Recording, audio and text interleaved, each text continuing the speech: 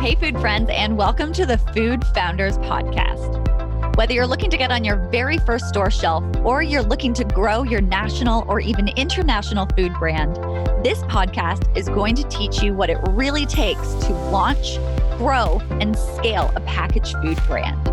Hear the food founder journeys of brands growing in their industry so you can fast track your food business success.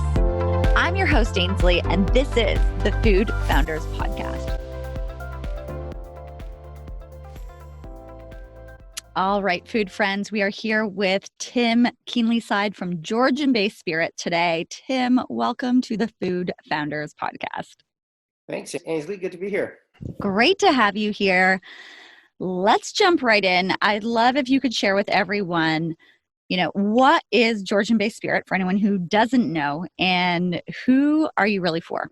Well, we're a craft spirit company. We make a premium craft gin and vodka, Georgian Bay gin and Georgian Bay vodka, but we also make craft cocktails in a can. And we like to think we somewhat revolutionized what's called the ready-to-drink space by bringing a premium craft product to the space with lots of great flavor and taste. And a more sophisticated flavor profile. So we have a line of products called Georgian Bay Gin Smash, Georgian Bay Vodka Smash, Smash Tea, and Smash Soda. And talk to me a little bit more about like the beginning of the company, because you guys just kind of blew up the past couple of years in Canada, and you find you guys everywhere now. So talk to us a little bit about how you got started and how did you really manage this, I'm going to say, rapid growth, because you guys are everywhere. Yeah, it's been a wild ride. We have grown quickly. We started out of, and I think every successful business starts out of a passion, right? And so my business partner and I were both quite passionate about food and drink. And the other thing we were passionate about is marketing and branding. So we were running together an advertising agency and doing, brand development for many other products and clients. And it was about the 15-year mark. And I think in any business, you get to a point where you're pretty good at it, and you start looking for, well, what can challenge us? What can the next thing be? And so Danny, my partner, and I would have these meetings on Friday with the company. We'd talk about, what's next. And he brought to the table this idea of, well, what if we were to develop our own brand of something? And he suggested, it'd be interesting to try doing a spirit, getting into the spirit space. We had a client in the duty-free world, and so we were quite familiar with the products that were doing well in duty-free. And I thought, what? We love gin. We're both big gin drinkers. Let's give it a try. And so really from there, we submitted a proposal to the LCBO, the Ontario Liquor Board, for Georgian Bay gin. The idea we had, we were skiing in Georgian Bay, looking over Georgian Bay, and we both almost at the same time said, wait, Georgian Bay gin. We both have a long history with Georgian Bay. My family's had a property up there since the 50s. I have a place there now myself. Wild juniper grows all over the place, and we're like, well, we could collect juniper, we can use local water, and really create something here. So we started getting excited about this brand, submitted it to the LCBO. They liked the idea, they liked the marketing. They said, okay, in 6 weeks, we'll try the product and see how you do. We didn't have a product. We just had this idea for a product. So we had 6 weeks really to figure out how to make gin. And that meant calling every distillery around, seeing if we could use their still, trying to find a recipe. I remember going down to Queen Street in Toronto and going to a place called Herbie's Herbs and buying every kind of botanical I could get my hands on just so that we could experiment making different gin teas and stuff. So anyway, long story short, we found a still, made our first batch of gin, tasted it. It tasted like gin. It wasn't fantastic. Submitted it to the LCBO. They said just that. They said, well, this isn't fantastic, but we love the brand. We love the concept. And we said, hey, well, look, there's 8 months before this would go on shelf. It's a long cycle from development to actual launch. Could we, spend that time perfecting it? And they said, absolutely. So that's where we really got serious. In my business partner Denny's kitchen for months, 48 different recipes with their own little, we created almost like using a vapor infuser. I forget what it's called. It's almost like a coffee infuser to infuse our own botanicals using vodka, flavoring it, trying to get a gin recipe and then scaling it up for mass production. Anyway, 48 recipes later, we got something that tasted great. Took it back to the still, and everything worked. It was amazing, and that's that's how it all started. I love that. I mean, first of all, that must have been very tough work. 48 different flavors that you guys had to go through, different recipes, tough Yeah. work in the food and drink industry, right? It was a lot of, there's a lot of, to do it right, you have to spend a lot of time getting the flavor where it needs to be. And then it's a real slog just to, build that brand. So the gin sold well right out of the gate, but the volume wasn't there to make it really a big business enterprise at that stage. What really changed the game was when we decided to do a craft cocktail in a can. So when we brought out our Georgian Bay Gin Smash, at the time it was $2.95 a can. So it's very easy for someone to try a product at that price point. It was hugely successful, and then all of a sudden, the things just took off from there. Correct me if I'm wrong, but your gin is award-winning gin, is it not? Yeah, both our gin and our vodka. So actually, the year our vodka came out, we won best vodka at the San Francisco World Spirit Competition. So beating out every vodka at the show from around the world in our first year. And our gin is also a double gold winner at the San Francisco World Spirit Competition, which is sort of known as the Oscars of the spirit world. So, to have two world-class spirits right out of the gate for a small Ontario producer is pretty great. Yeah, absolutely. And one of the other thing, like, you guys have perfected this recipe. You went all into it, but you also didn't let the proper way to do things, if you will, kind of stop you. Like, you built the brand, then you went to go submit it, and then you asked the question, like, give us a chance to perfect. Like, some people I feel would get hung up with, it's not perfected yet, let's hold back and not go forward with it. And you Right. guys didn't do that. Like, what do you think has led to that just ability to, no, we're going to go for it anyways, we're going to go for it, and we're going to figure stuff out along the road? Because really, that's kind of entrepreneurship as a whole. So what Yeah, led to that? I think you've really nailed what entrepreneurship's all about, right? A lot of it is you're learning on the fly, you're adjusting on the fly, you're figuring stuff out. But if you have that tenacity, I think it's really all about when everything seems stacked against you and you just, you manage to keep going. There's always got to be some luck. I always say, success is this weird combination of luck and sort of stick-to-itiveness.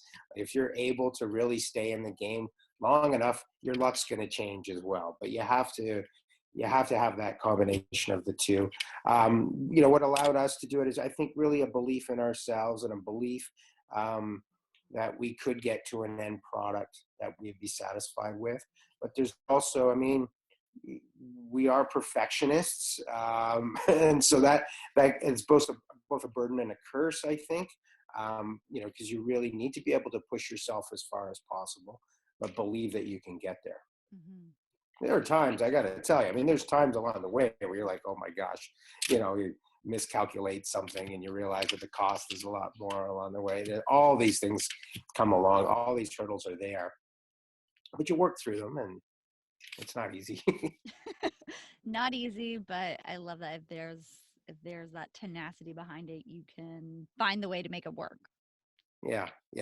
And for us, success has meant the ability to attract great people. And so as you start to surround yourself with really great people, I think that's where everything starts to really click and come together. Got it. Can you talk to us a little bit about one of the big wins that you've had in the company? Because we know Sure. there's lots of ups, lots of downs. One of the big wins that really come to mind for you, and who do you think that you had to be to really get to that win? Um, I mean, I would say just in terms of the acceleration of the business, the biggest win came when we launched our Georgian Bay Gin Smash. This is in 2016. Our gin had been around for a couple years. We just launched our vodka that same spring, and we had this idea to, looking at the what they call the ready to drink or RTD space. We'd seen where there was premiumization and a craft movement happening in beer and cider and even in spirits, and local wines were very popular. This RTD space was still dominated by the multinational brands using high fructose corn syrup, artificial flavor, artificial color, and the options were not great in our opinion. And so we saw an opportunity to bring premiumization to the category, bring a craft sensibility to the category, and create a more sophisticated, natural, flavorful product. So in doing that, the win was, in that first year of launch, Toronto Star wrote an article that described our product as by far the best premix cocktail to ever grace the shelves of the LCBO. That article came out in May. Our sales were already doing pretty well at that point, and then things just sort of exploded. We were told by the LCBO that spring, when we were doing our forecasting, to anticipate 12 to 15,000 cases as a successful first year. That would get us a renewed listing if we hit that target. That year we did 68,000 cases. We were sold out half the summer. We couldn't keep up with production. We probably could have done well over 100,000 cases. And so that win really allowed us, gave us a couple things. It was challenging financially because we were bootstrapping the whole thing at that time. So we had to manage all the production, all the inventory ourselves, pulling our hair out, trying to get more production, trying to get our co-packer to give us more line time and all these things. But at the same time, on the back end, it gave us the financial resources to invest more in our growth, to start bringing in the right people, to bring in investors, to get a line of credit with the bank and all those things. So that was really a turning point for us as a company. And so the win would be really that good press, but also that it sort of went viral, if that's the right word, right? When people are texting each other, the product some just landed in this store and everyone rushes to go and get it. That's a pretty neat moment when people get that excited about your product. Okay, I have to ask, did you guys plan the shortages? Like, was it, I don't know if you can even share, but like, was it planned? Because that is great PR right there if it was. Yeah, we've been asked that a lot. I'd like to say we were that clever, but no, it was freaking us out to have those shortages because, the stores get upset, the managers get upset, the LCBO doesn't love that, customers get frustrated. But you're right, it did create a real hype. I think when things are harder to find, they sometimes become more desirable for people. So there really was this moment of, there's a bit of a frenzy around the brand in that first year, which was pretty amazing. Do you have one of the spirits with you? I think you do, right? Can you show it for anyone who is? Yeah, sure. Hang on. I'm gonna try to move around here. Yeah. Let's see if I can. Look at that. Look at that. Georgian Bay Gin there. Perfect. And vodka. This is our vodka here. I don't know how well you can see that. There we go. Yeah, we can see it. So we went for a nice tall bottle. What we were really trying to do is capture the essence of Georgian Bay in both those products. So with our gin, lots of juniper and pine and forest notes with our use angelica root, which is a nice earthy botanical, lots of citrus. And even the bottle design is sort of evocative of the simplicity, the sort of majesty of Georgian Bay. All of our products, we really try to capture that spirit. Georgian Bay is a truly magical spot. I've spent many Canadian summers up there, and it is beautiful. Oh my gosh, it's really beautiful. For anyone who has not been out there, definitely check it out, and obviously try the product while you're up there, or anytime. But you can really see it come to life up there for sure. Talk to me about where you guys are at right now. Obviously, there's new challenges, new wins, new opportunities at every single level. What are some of the challenges or a challenge that you are facing right now as you're reaching that next level of growth? Sure. Yeah, I mean, every stage has its own unique set of challenges. I think it's always a challenge continuously scaling the business. This is a very cash flow intensive business because you're doing all your production. It's somewhat seasonal, right? That we do about 70% of our sales happen between sort of May and September or end of August, and so there's a lot of production that has to happen in the spring. And as you're growing, that just means more and more cost to produce and warehouse and then ship everything out. So planning growth smartly is really the key. So we're, our challenges now are looking at new markets, always innovating, coming out with, new products, leveraging the existing brand, but also looking for new concepts. Personally, though, I'd say like the challenge that I'm working on that interests me, and I think it's something that every business today needs to address, is the issue of sustainability. So, our industry, like many, has a large carbon footprint, and so I'm working to look at how we can set some sustainability targets, understand our current carbon footprint, and start taking steps to reduce that. So it's things like we're going to be bullfrog powering our office and our branded vehicles, looking at the supply chain and really trying to encourage some of our co-packers to switch over to compostable plastics and things like that in the whole packaging side of things. Encouraging our staff to look at our transportation and routing. We're building out our own distilling facility in Collingwood right now to expand our production capability, and that's going to help reduce some of the transportation of our products and increase efficiencies.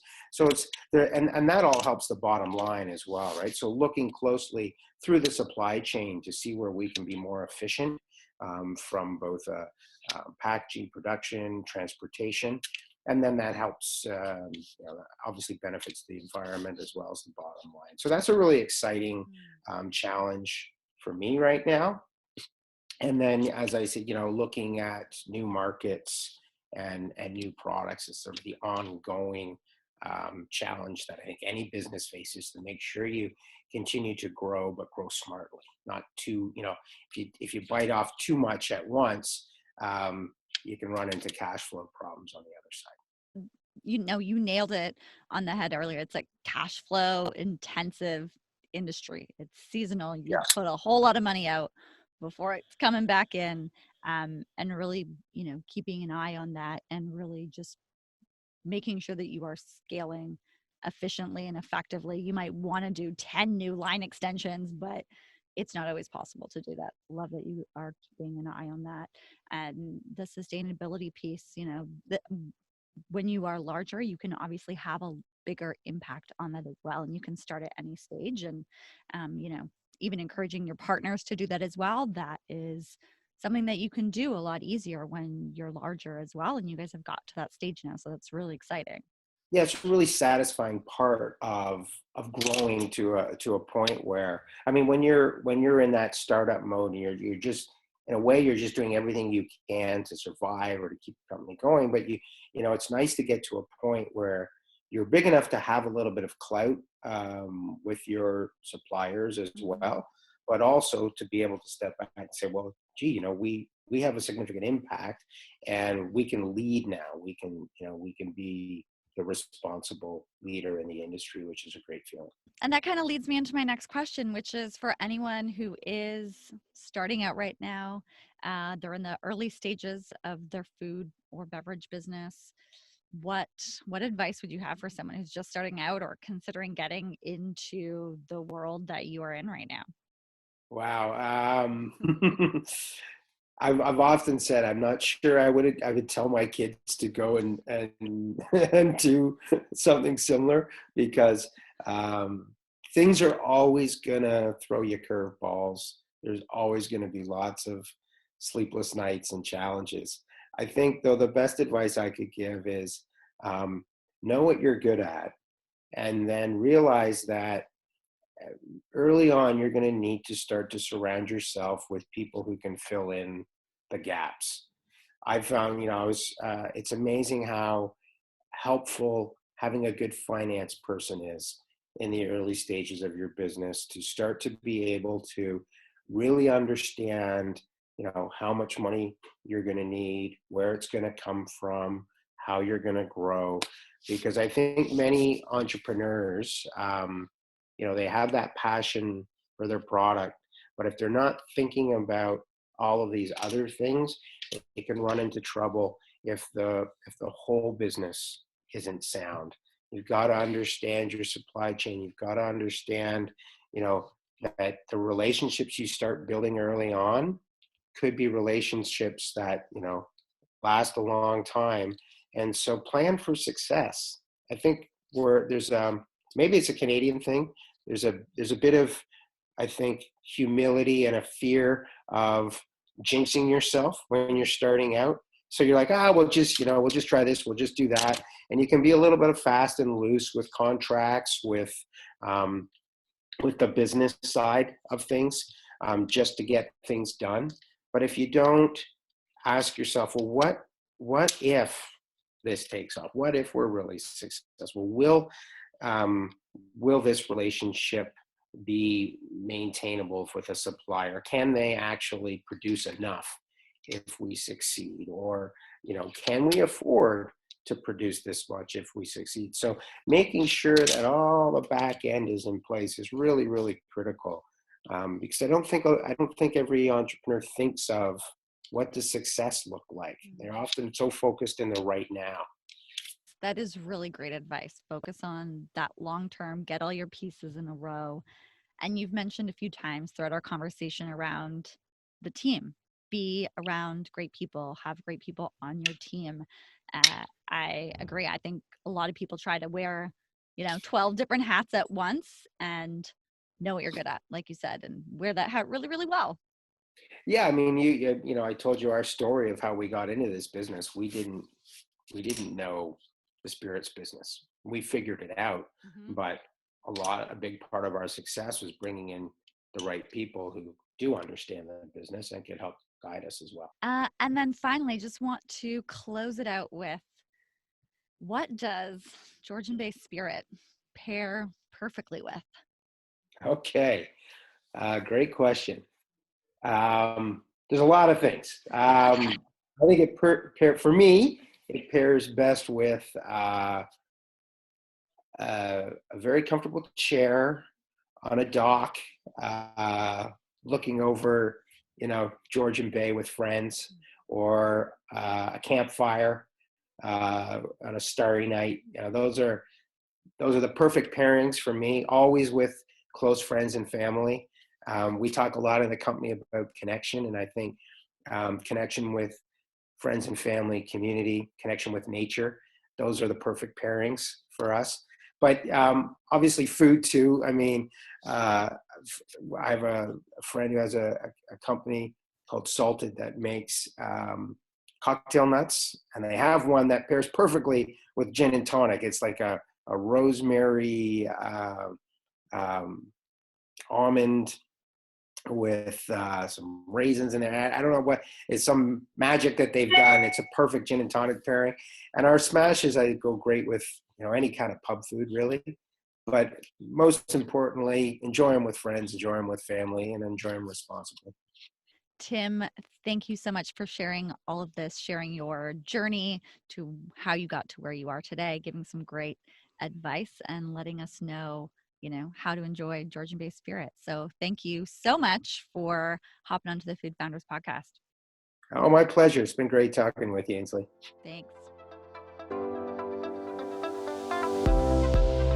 The Food Founders podcast is brought to you by the Fab Growth Academy, the online hub for driven food and beverage business owners that want to get on more shelves, get into more homes, and really grow their food business. Inside the Fab Growth Academy, Fab standing for food and beverage, you'll have unlimited access to tools, resources, and training from myself and my food friends.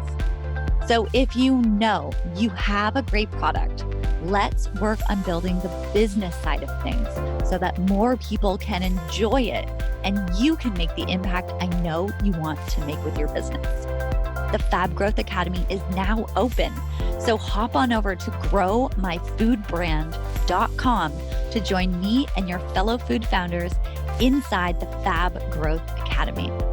I cannot wait to see you in there and help you grow your business.